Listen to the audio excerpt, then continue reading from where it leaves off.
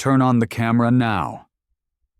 The chilling text from an unknown number hit me like a blow during dinner with my daughter. Her laughter filled the room, warm and familiar, but the message promised chaos. As she grabbed my hand to take my phone, the door burst open. You won't believe who came. Before we continue, please subscribe to the channel and let us know where you're listening in the comments. My hands trembled as I held the check. The signature looked like mine, but the pen marks wavered where someone had tried too hard to copy my final flourish. $5,000 made out to cash. Dated 3 days ago, I'd never written this check. The kitchen door creaked behind me. Sophia walked in, designer purse slung over her shoulder, keys jingling in her manicured fingers. She froze when she saw me at the table. Dad, what are you doing with Sophia? I lifted the check higher, my voice steadier than I felt. This is your work, isn't it? This signature clearly isn't mine. Her face went pale. She stepped forward, reaching for the paper. Dad, it's not what you think. I just needed. I pulled the check back, standing up so quickly my chair scraped against the floor. You forged my signature. Listen to me. Her voice cracked. I'm in trouble, okay? Real trouble. The bills are piling up and I couldn't ask you again after last time. So you decided to steal from me instead. Sophia's composure shattered. She grabbed the edge of the kitchen counter, knuckles white. It's not stealing. You're my father. I knew you'd help me if you understood. Understood? What? That my daughter is a criminal? The word hit her like a slap. Her eyes flashed with something dangerous. A criminal? Really? After everything I've been through since Mom died, you think I wanted this? My chest tightened. Elizabeth's death had been hard on both of us, but Sophia had spiraled in ways I couldn't follow. The gambling, the shopping, the lies about where the money went. Your mother always worried you loved money more than people, I said quietly. Don't. Sophia's voice turned cold. Don't you dare bring Mom into this. She would have understood. She would have helped me by forging checks, by lying to banks. Sophia stared at me for a long moment. Then she laughed, but it sounded broken. You really think this is about one check? You really have no idea, do you? Something in her tone made my stomach drop. What do you mean? She turned away, walking towards the living room. Forget it. Just forget everything. I followed her, still clutching the check. Sophia, what did you mean? What don't I know? She was shoving things into her purse now, her phone charger from the coffee table, a bottle of perfume from the mantel, moving with the jerky efficiency of someone preparing to run. Sophia, answer me. You want answers? She spun around, eyes blazing. Fine. This isn't the first time, Dad. It's not even close. And honestly, I'm not sorry. You sit in this house counting your pennies while I'm drowning. Well, congratulations. You finally caught me. The room tilted. My legs felt weak. What are you saying? I'm saying you never understood me. Mom did, but you just judge. Always just criticism, never solutions. She zipped her purse shut with violent force. I'm done trying to explain myself to someone who sees me as a disappointment. How many times? My voice came out as a whisper. Sophia paused at the front door, hand on the knob. She looked back at me with something that might have been pity. More than you want to know, Dad? Way more. The door slammed behind her. Through the window, I watched her stride to her car, heels clicking on the driveway. The engine roared to life, and she was gone. I stood alone in my living room, still holding the check that had started it all. Outside, a neighbor's dog barked once, then fell silent. The metro car rocked beneath me as we pulled into the downtown station. I'd barely slept, Sophia's words echoing in my head. More than you want to know. The check felt heavy in my jacket pocket, folded and refolded until the creases had worn soft. I needed to know how deep this went. The bank building stretched 40 stories into the gray morning sky. Inside, marble floors reflected fluorescent lights, and the hustle of morning business surrounded me. I asked for someone who could help me review my account history. Mr. Thompson. A woman in her 30s approached, extending her hand. I'm Lisa Patel, loan specialist. I understand you have some questions about your account. We sat at her desk, separated by neat stacks of paperwork and a computer screen. She angled toward me. I pulled out the check with shaking fingers. I found this in my kitchen yesterday. I didn't write it. Lisa examined the check, her professional smile faltering slightly. I see. Let me pull up your full account profile. Her fingers clicked across the keyboard. Mr. Thompson, you have an active loan for $500,000. The words hit me like ice water. That's impossible. I never took such a loan. It was approved 6 months ago. She turned the screen toward me. Here's your signature on all the documents. I leaned forward, squinting at the digital images. The signature looked exactly like mine, but I remembered nothing about these papers, these dates, these amounts. This is forgery. My voice sounded strange, distant. My daughter, oh goodness, what has she done? Lisa's expression softened. Mr. Thompson, I'm so sorry. This is a very serious situation.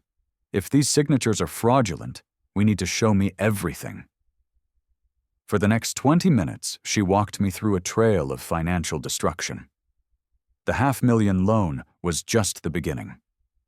There were credit cards opened in my name, smaller loans, cash advances, all bearing my forged signature, all approved because my credit score had been spotless before this began.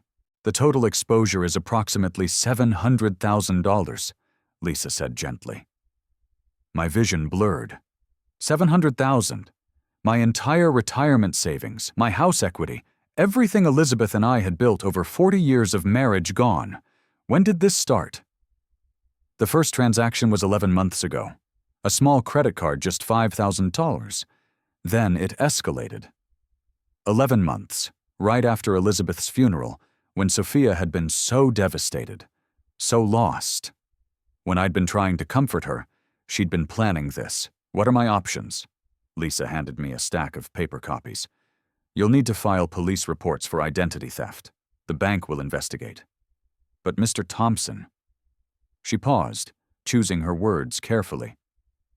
This level of systematic fraud, especially by a family member, it's going to be complicated. I stood up on unsteady legs, clutching the documents to my chest. The bank's air conditioning felt arctic against my skin. Thank you, I managed. Point, Thompson, I'm required to inform you that some of these loans are already in default. You'll be receiving legal notices soon. The elevator down seemed to take forever. When I finally stepped onto the sidewalk, the summer heat hit me like a wall. People streamed past, talking on phones, carrying coffee, living their normal lives, while mine crumbled around me. I looked down at the papers in my hands, evidence of my daughter's betrayal printed in black and white. My keys hit the kitchen counter with a sharp clatter. The house felt different now, like walking into a crime scene. I spread the bank documents across the same table where I'd found that first check just 24 hours ago. $700,000. I arranged the papers chronologically, creating a timeline of Sophia's deception. November 2023, first credit card. December, personal loan for $20,000. January, another credit card. February, the big one, the $500,000 mortgage against my house. My house, the one Elizabeth and I had bought as newlyweds, where we'd raised Sophia, where Elizabeth had died in our bedroom upstairs. I walked into the living room, needing to see her face. Elizabeth's photograph smiled at me from the mantel, taken on our 30th anniversary. She'd worn her blue dress, the one Sophia later borrowed, and never returned. "What would you tell me to do?" I asked the empty room. Elizabeth had always seen through Sophia's charm. "She loves money more than people," she'd said once, after Sophia had borrowed $200 and disappeared for a week. "One day that's going to destroy someone." I defended our daughter, then called Elizabeth too harsh, too suspicious. Now I understood she'd been protecting me. Back in the kitchen, I pulled out a legal pad and started writing. My options were limited and all painful. I could call the police, file charges for identity theft and fraud. Sophia would likely go to prison, or I could try to handle this privately, demand she make payments, somehow salvage our relationship. But the numbers told a different story, even if Sophia wanted to pay it back, which seemed unlikely given her reaction yesterday. She didn't have $700,000. Nobody accumulates that kind of debt by accident. This was systematic, calculated theft. I picked up my phone, scrolled to Sophia's contact. My finger hovered over the call button. What did I hope would happen? That she'd break down crying, apologize, promise to fix everything, that we'd hug and cry together like we had at Elizabeth's funeral. The woman who'd slammed out of this house yesterday wasn't that person. The woman who'd forged my signature dozens of times, who'd mortgaged my home without my knowledge, who'd looked me in the eye and called me judgmental. That woman was a stranger, but she was still my daughter. I set the phone down and walked to the window. Sophia's childhood swing set still stood in the backyard, rusted but intact. I'd built it myself when she turned 7, spent 3 weekends making sure every bolt was secure. The irony wasn't lost on me. I'd spent her whole life trying to keep her safe, and she'd grown up to be the person I needed protection from. My phone buzzed, a text from my old partner, Tom. "Haven't heard from you in weeks. Coffee this afternoon?" Tom Callahan, 25 years with the LAPD. Retired now, but still sharp as a blade. He'd seen every kind of family tragedy, every kind of betrayal. Maybe he'd know what to do when your own child destroys your life. I picked up the phone again, but instead of calling Tom, I found myself staring at Sophia's number. She needed to know I discovered everything. Needed to know this wasn't going away. Whether I called the police or tried to work something out, she had to understand the magnitude of what she'd done. My finger moved to her contact.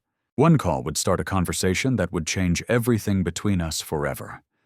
But silence wouldn't make the debt disappear, or the signatures less forged. I pressed the number and listened to it ring. 24 hours later, I stared at Sophia's contact on my phone screen. The bank documents lay spread across my kitchen table like evidence at a crime scene. I'd rehearsed what to say a dozen times, but my finger still trembled over the call button. The phone rang 4 times before she answered. "What do you want, Dad?" Her voice carried the same cold edge from our last conversation. "Sophia, I know about the $500,000 loan. Explain this to me." Silence stretched between us. I could hear a television in the background. Some comedy show with canned laughter that felt obscene given our circumstances. "What loan?" she asked finally, but something in her tone had shifted. Uncertainty crept in where confidence had been. "The $500,000 you borrowed against my house. The bank showed me everything." "Dad, you're exaggerating. These are just temporary financial difficulties." "Temporary?" I gripped the phone tighter, my voice rising. "I have 12 forged documents here, Sophia. 12 credit cards, personal loans, cash advances, $700,000 total." The television went silent on her end. I pictured her reaching for the remote with shaking hands, the same way I'd reached for that first check. "You went to the bank?" Her voice came out small, like the little girl who used to ask for bedtime stories. I had to know how deep this went, and now I do. I picked up one of the documents, reading from it. November 15th, 23. Personal loan, $20,000. December 3rd, another credit card. January, stop. The word came out sharp. Just stop. Okay, I never meant for it to go this far, but it did go this far. You mortgaged my house, Sophia. The house your mother and I bought together, where she died, where I planned to live out my final years. You always think only about money. Her voice turned vicious again. What about what I've been going through? What about my problems? My free hand clenched into a fist. Your problems? You created these problems by stealing from your own father? I didn't steal. I needed help. And you're always so stingy with everything. Mom was right about you. The mention of Elizabeth hit like a physical blow. Don't you dare mention your mother. She would be ashamed of what you've become. Ashamed? She understood me. She knew what it was like to need things, to want a better life. You never understood either of us. I stood up, pacing to the window. Outside, Mr. Lopez from next door was watering his garden, living his peaceful life while mine exploded around me. Your mother warned me about your relationship with money, I said quietly. She said you loved it more than people. I defended you then. She said that? Sophia's voice cracked. She said one day it would destroy someone. I thought she meant you. I never imagined she meant me. Dad, listen. No, you listen. The words came out harder than I intended.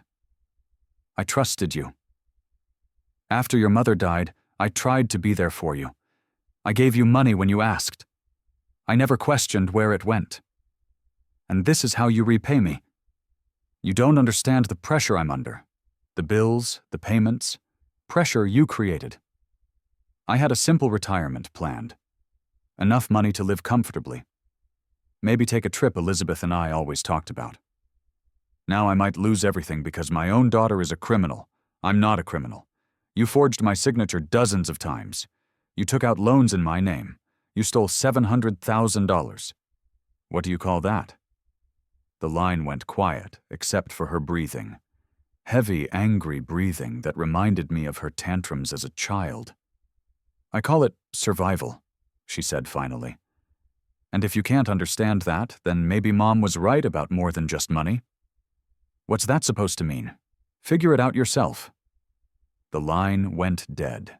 I stood holding the silent phone, staring at the black screen that reflected my tired face. In the distance, I could hear children playing in someone's backyard, their laughter carrying on the evening air. $700,000. My daughter, my only family left. I set the phone down next to the documents and tried to figure out what came next. The next morning, I climbed the familiar stairs to Tom's apartment, clutching a manila folder stuffed with bank documents. My legs felt heavy, like I was walking through deep water. I'd barely slept after Sophia hung up on me. Tom answered on the second knock, his weathered face creasing with immediate concern. Robert, you look terrible. I need to talk to someone who understands criminals. He stepped aside, gesturing me into his small kitchen. Coffee percolated on the counter, filling the air with familiar comfort. Tom had always been a steady presence. 25 years with the LAPD, retired now, but still sharp as a razor. What's going on? I sat at his scarred wooden table and opened the folder. Papers spilled out like accusations. Tom, I don't know what to do. She's my daughter. He poured 2 cups of coffee, black for both of us, and sat down across from me. His gray eyes, the same ones that had interrogated countless suspects, focused on the documents. Start from the beginning. So I did. The forged check in my kitchen, the bank visit, the horrifying discovery of systematic fraud. Tom listened without interruption, occasionally picking up a paper to examine it more closely. $500,000, he said finally, setting down a loan document. Robert, this is serious crime. This isn't shoplifting or writing a bad check. But I can't put my own child in prison. Tom leaned back in his chair, studying me with the patience of someone who'd heard every family tragedy imaginable. And she can destroy you financially. Have you thought about that? I had all night lying in bed staring at the ceiling where Elizabeth and I used to plan our future together. Give me a little more time. Maybe she'll come to her senses. Time for what? To forge more signatures? To fix this somehow? Tom stood up, walking to his kitchen window that overlooked the same Pasadena street where we'd both lived for decades. Robert, in my experience, people who commit this level of fraud don't suddenly develop a conscience. She's not some street criminal. She's my daughter who stole $700,000 from you. He turned back to face me. Family or not, that's felony fraud. Multiple counts. I watched him organize the papers into neat piles, his cop instincts taking over. Document by document, he was building a case, probably without even realizing it. What would you do? I asked. If it were my kid? Tom sat back down, his expression softening slightly. I'd want to believe they could change too, but I'd also protect myself. How? File a police report. Get this documented officially. Even if you don't press charges right away, you need legal protection. The thought of walking to a police station, of telling strangers that my daughter was a thief, made my stomach turn. I can't. Not yet. Tom nodded slowly, but I caught something in his expression.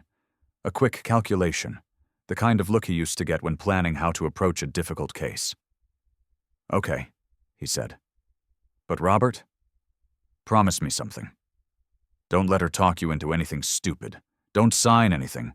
Don't give her access to any more accounts. I won't. And keep these documents safe, he gestured to the papers. They're your only proof. I gathered everything back into the folder, suddenly exhausted. Tom walked me to the door, his hand heavy on my shoulder. You're a good father, he said. But sometimes good fathers have to make hard choices. I walked home slowly, the folder tucked under my arm like a shield. Behind me, I didn't see Tom return to his kitchen.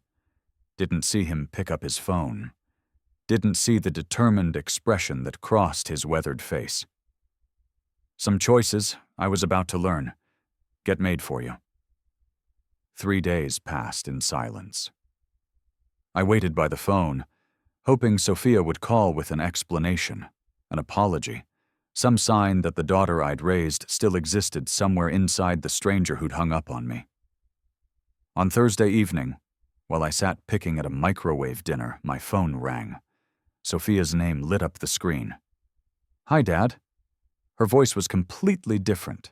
Soft, hesitant, almost shy. I've been thinking about our last conversation. I nearly dropped the phone. I wasn't expecting to hear from you. I know, and I'm sorry about that. I was angry and scared, and I said things I didn't mean. She paused, and I could hear her take a shaky breath. I've been doing a lot of soul-searching these past few days.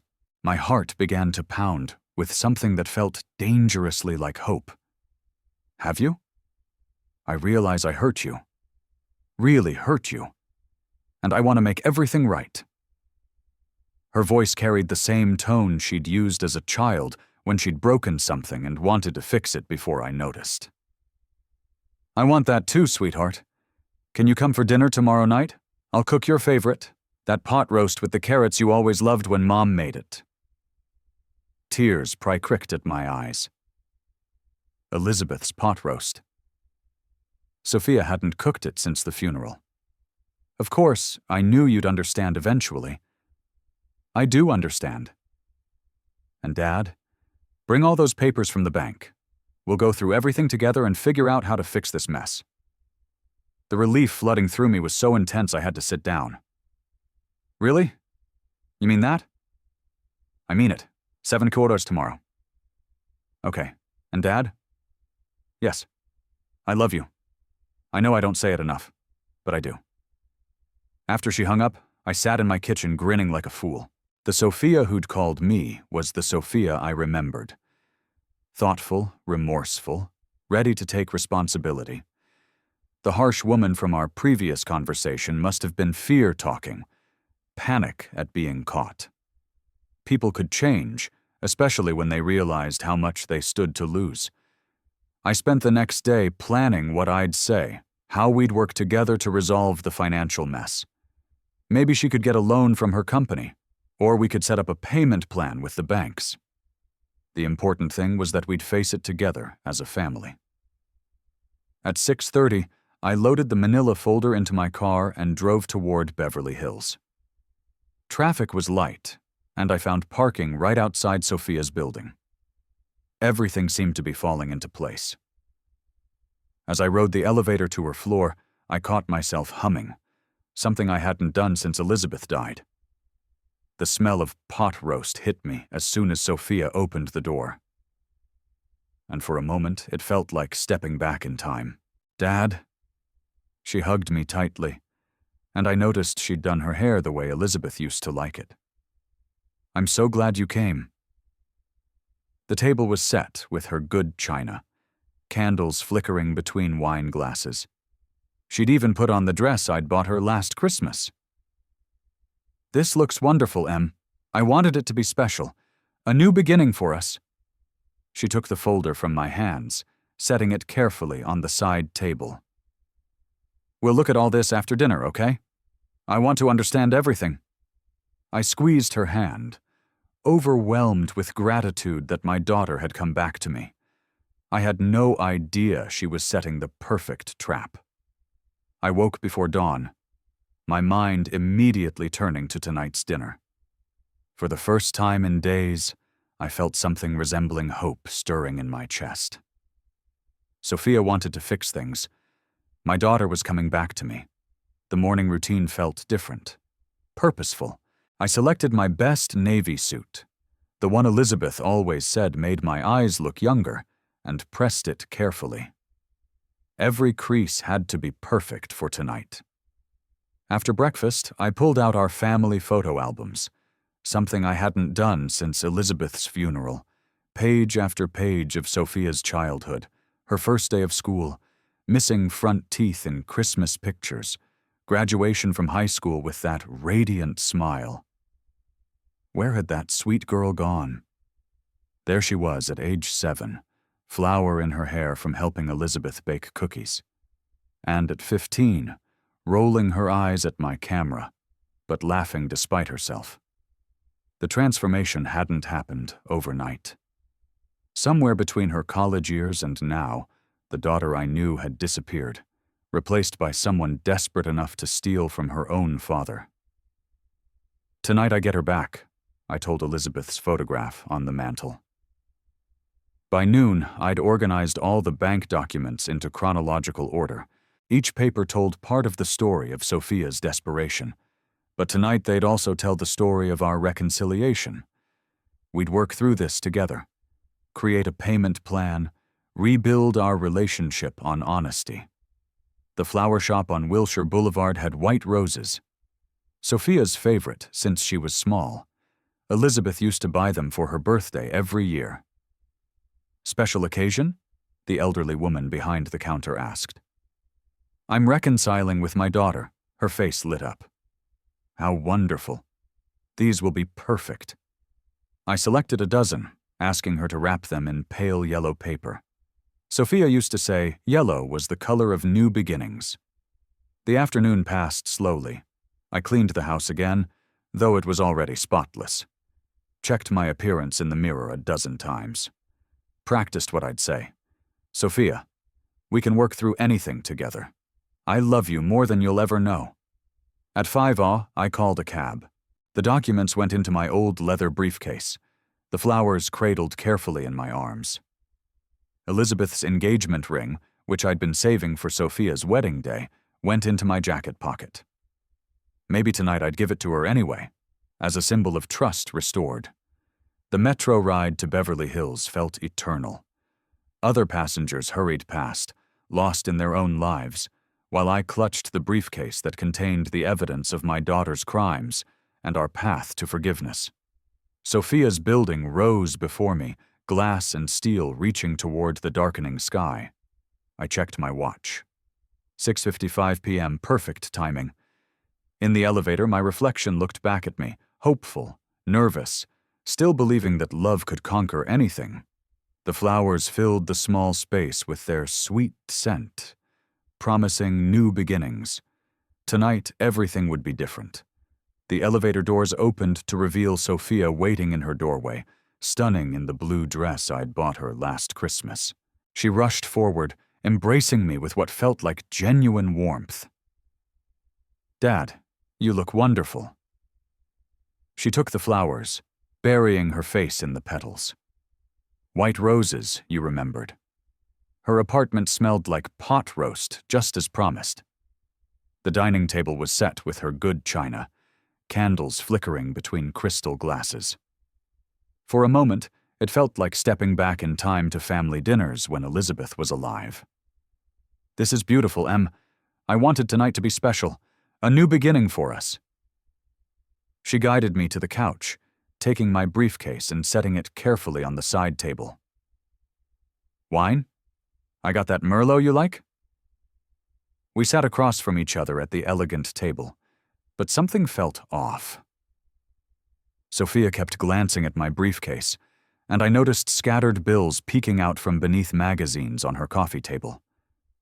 Credit card statements, overdue notices, the detritus of financial chaos barely hidden. "The pot roast is just like Mom's," I said, trying to recapture the warmth of our phone conversation. I found her recipe card. Sophia's smile seemed strained. "Dad, about those documents you brought. We'll get to that." I cut another piece of meat, savoring the familiar flavors. "I'm just glad we're talking again." "Me too."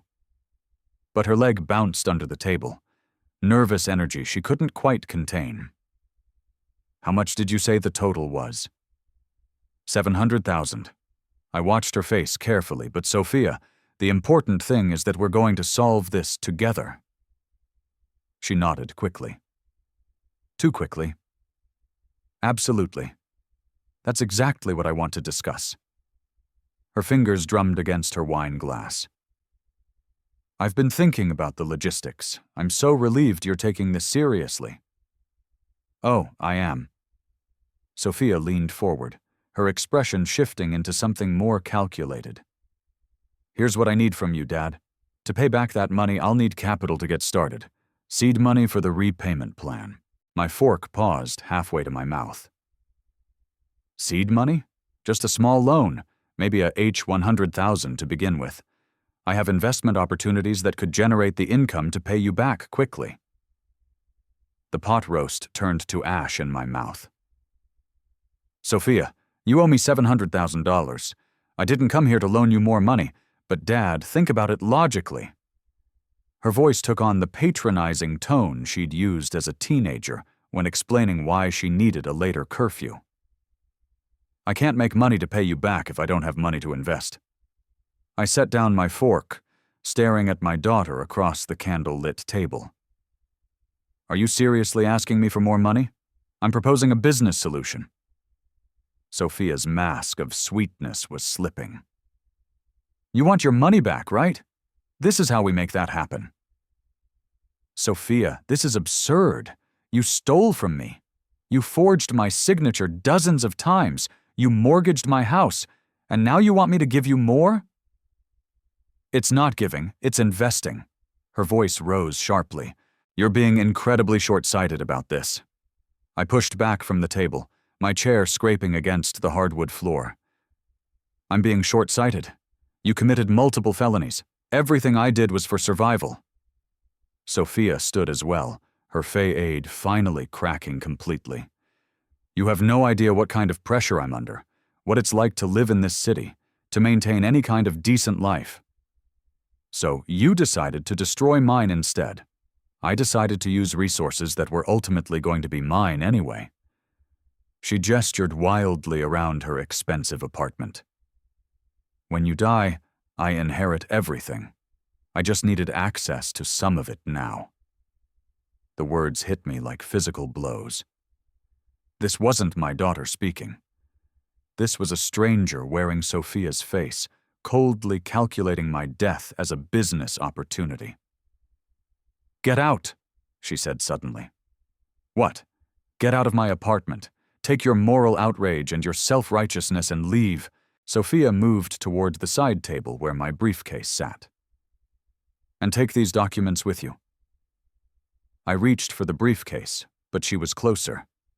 Our hands collided on the leather handle.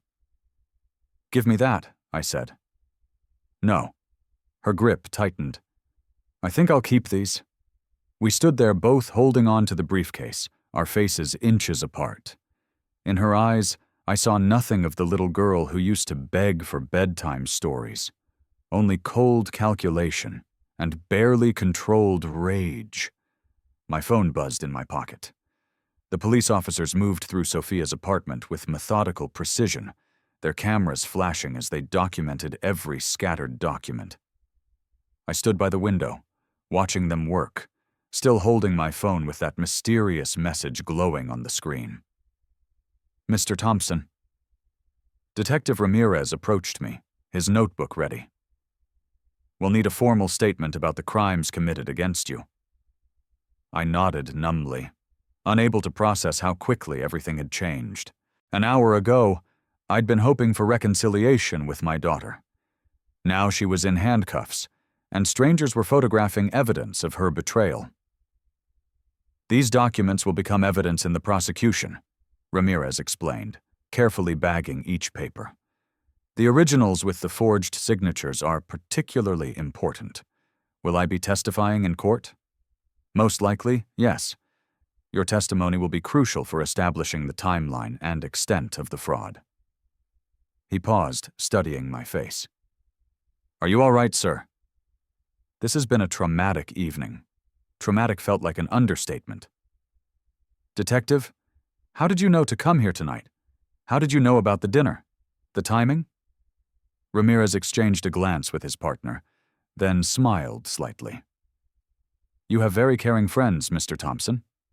Someone called in a tip about ongoing financial fraud and suggested tonight would be the perfect time to make an arrest." My hands trembled as the implication hit me. "A friend called you? Someone with law enforcement experience?" They'd been conducting their own investigation and felt it was time for official intervention. Ramirez handed me his business card. They coordinated with us to ensure everything was handled properly. Tom. It had to be Tom. 20 minutes later, I sat in the back of a taxi, Sophia's apartment building shrinking behind us as we headed toward Pasadena. The driver attempted small talk about the weather, but I couldn't focus on anything except the revelation settling in my chest like a stone. My oldest friend had orchestrated my daughter's arrest.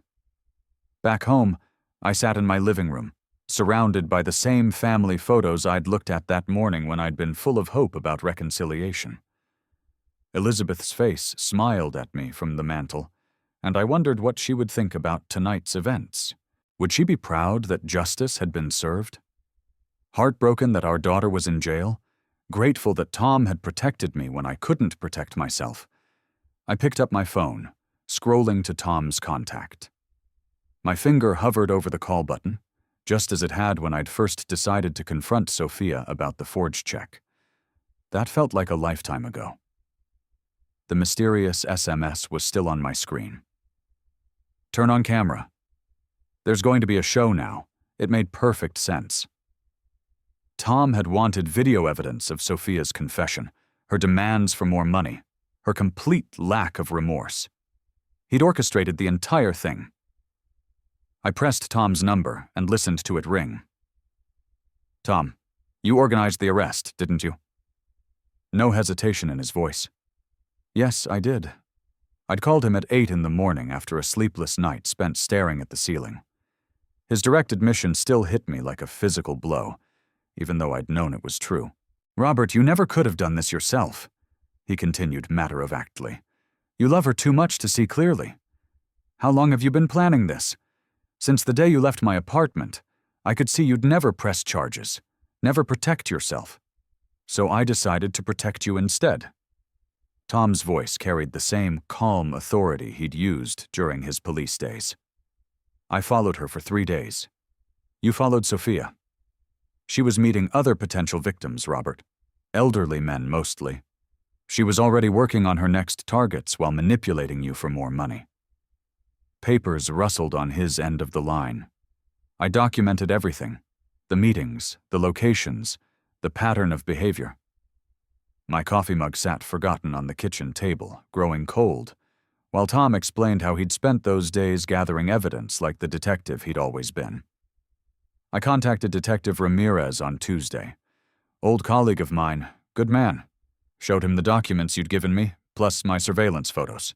They'd been looking for someone matching Sophia's profile. "The SMS last night, that was you. I needed video evidence of her demanding more money from you. Proof that she had no intention of making restitution." Tom paused. "I was watching from across the street, Robert. When I saw her grab your briefcase, saw the argument escalating. I sent the text and called Ramirez." I walked to my window, looking out at the quiet Pasadena street where Tom and I had been neighbors for 20 years. "You could have told me." "No, I couldn't. You would have tried to stop me or warned her or found some way to sabotage your own protection." His tone softened slightly. "Friends protect each other even when it hurts. She's going to prison. She belongs in prison. Robert, if I hadn't acted, you'd be bankrupt within a year. She was bleeding you dry and moving on to other victims. How many elderly people should suffer because you can't face the truth about your daughter?" The words stung because they were accurate. I would have kept hoping, kept believing she could change, right up until she destroyed me completely. What happens now? Now you testify when the time comes. You tell the truth about what she did to you. The prosecution has a solid case. They'll probably offer her a plea deal to avoid trial. I sat back down at the kitchen table, suddenly exhausted. I don't know how to feel about this. Feel grateful that someone cared enough to do what you couldn't do yourself. Tom's voice was gentle now. Feel relieved that your financial future is secure. Feel proud that you're finally holding her accountable. Will you come to the hearing with me? Of course. We'll face this together just like we've faced everything else over the years. After we hung up, I sat in my kitchen for a long time, processing everything Tom had told me. He'd risked our friendship to save me from my own inability to see Sophia clearly. He'd used his professional skills and contacts to protect me when I was too emotionally compromised to protect myself. Elizabeth had always said Tom was the best friend a person could have. Now I understood why. 3 weeks later, Tom picked me up in his old Honda, and we drove together toward the federal courthouse in Los Angeles for Sophia's sentencing hearing. The federal courthouse rose before us like a monument to consequences, its limestone columns stark against the August morning sky. Tom and I climbed the steps together, my best suit feeling formal and foreign after weeks of casual clothes and sleepless nights. "Ready for this?" Tom asked, straightening his own tie. "As ready as I can be." Inside, the courtroom was smaller than I had expected, wood-paneled and serious. Sophia sat at the defendant's table in an orange jumpsuit, her hair pulled back severely, looking nothing like the polished woman who'd served me dinner 3 weeks ago. She didn't look at me when I entered. Judge Michael Donovan presided it with quiet authority, his gray hair and wire-rimmed glasses giving him the appearance of someone who'd seen every kind of human failing, and wasn't surprised by any of it. "Mr. Thompson," he said when my turn came to speak, "would you like to provide a victim impact statement?" I stood on unsteady legs, the prepared speech trembling in my hands. "Your Honor, my daughter stole $700,000 from me over the course of 11 months. She forged my signature, opened accounts in my name, and mortgaged my house without my knowledge." My voice grew stronger as I continued. "But the financial damage isn't the worst part. She destroyed my trust, manipulated my love for her, and showed no remorse until she was caught. Even then, she demanded more money instead of offering to make things right. Sophia's shoulders shook slightly, but she still didn't turn around. "I love my daughter," I concluded, "but I can't enable her destructive behavior anymore. She needs to face the consequences of her choices." When Sophia was finally allowed to speak, she stood slowly, her voice barely audible. "I'm sorry for what I did to my father. I was desperate and made terrible choices, but even her apology felt calculated, practiced during weeks in custody." Judge Donovan's sentencing was comprehensive and final. "Sophia Thompson, you are hereby sentenced to 4 years in federal prison for identity theft, document forgery, and bank fraud. You are also ordered to provide full restitution to the victim in the amount of $700,000. The gavel came down with a sound like a door closing forever. As they led Sophia away, she finally looked at me. "I hope you're happy now," she said quietly. "I hope you learn responsibility," I replied. Outside the courthouse, Tom and I walked slowly down the steps, the summer heat washing over us like a cleansing wave. "Justice has been served, friend," Tom said simply. I nodded, feeling something I hadn't experienced in months. Peace, not happiness. There was nothing happy about watching your child face the consequences of their crimes, but peace finally after months of manipulation and lies. "Thank you," I told Tom, "for doing what I couldn't do. That's what friends are for." We walked toward his car, 2 old men who'd learned that sometimes protecting someone means refusing to enable their worst impulses. Elizabeth would have understood. She'd always known that love without boundaries wasn't love at all. It was just another form of harm. Sophia would serve her time, pay her debt, and hopefully learn something about accountability. I would rebuild my financial security and move forward with the knowledge that I'd finally chosen justice over misguided loyalty. The scales had balanced at last. If you like this story, please like this video, subscribe to the channel, and share your impressions of this story in the comments. To listen to the next story, click on the box on the left. Thank you for watching.